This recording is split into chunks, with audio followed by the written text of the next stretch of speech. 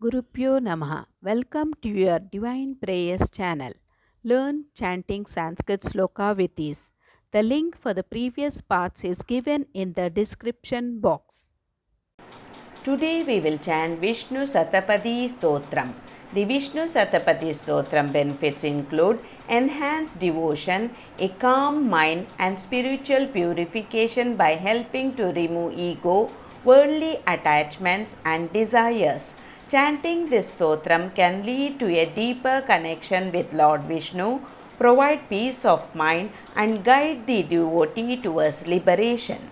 Matsyadi Birava Tarai Rava Tarava Tavata Sada Vasudham Parameshwara Paripalyo Bhavata Bhavatapa Bhitoham Matsyadi Birava Tarai Rava Tarava Tavata Sada Vasudham Parameshwara Paripalyo Bhavata Bhavatapa Bhitoham Matsyadibiravatarairavataravā Tavata Sada Vasudham Parameshwara Paripalyo Bhavata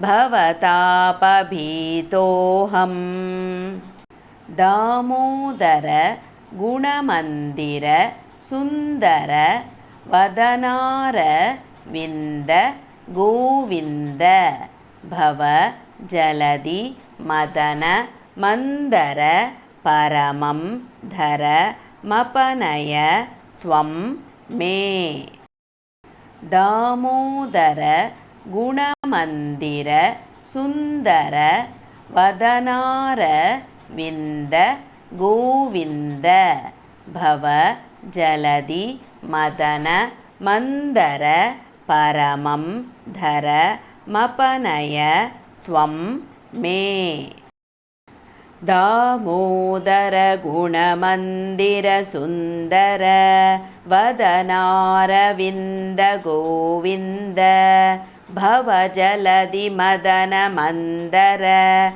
Paramam Dhara Mapanaya Tvam Me Narayana Karunamaya Sharanam Karavani Tavakau Charanau Iti Shatpadi Madiye Vadana Saroje Sada Vasatu Narayana Karunamaya Sharanam Karavani Tavakau Charanau Iti Shatpadi Madiye Vadana Saroje Sada Vasatu Narayana Karunamaya Sharanam Karavani Tavakau Charanau Iti Shatpadi Madiye Vadana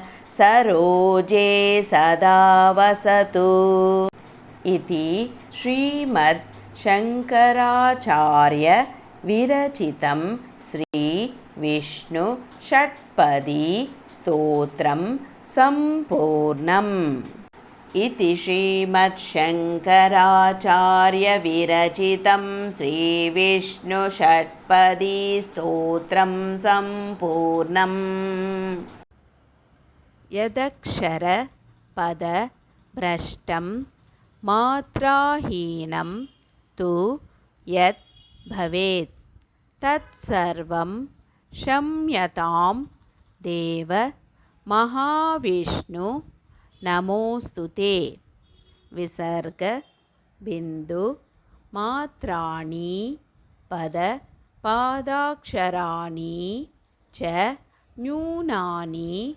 Chatiriktani Shamasva Mahavishnu Anyatha Sharanam Nasti Tvameva Sharanam Mama Tasmat Karunya भावेन रक्ष रक्ष महाविष्णु